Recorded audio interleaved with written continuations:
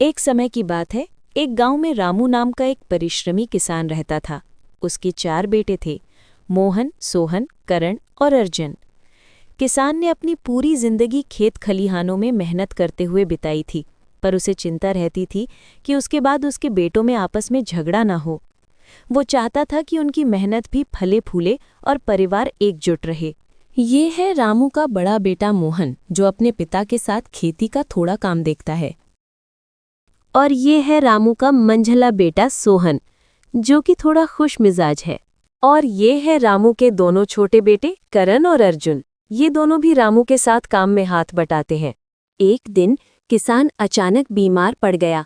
उसने अपने बेटों को पास बुलाया और उनसे कहा, देखो बेटा, मेरी मौत के बाद खेतों का बंटवारा आपस में मिल बैठ कर करना।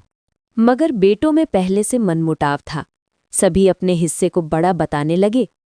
किसान ने कुछ देर उनकी बातें सुनी और फिर आह भरी। उसने उन्हें एक पुराना संदूक दिया और कहा, सुनो बेटा, ये संदूक है, इसको अपने पास रख लो। जिस दिन मेरी मौत हो जाए और जब तुम चारों भाई अपनी जमीन का बंटवारा करने लगो, तो बंटवारा करने से पहले इस संदूक को खोल लेना। किसान के निधन के बाद बेटों ने संदूक खोला। उसमें एक पत्र और 4 लकड़ियां थीं।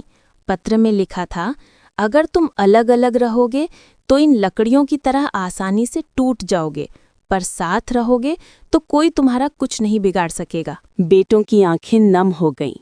उन्होंने बंटवारा तो किया, पर खेतों को मिलकर संभालने का निर्णय लिया। उसी दिन से उनका परिवार फिर से एकजुट हो गया।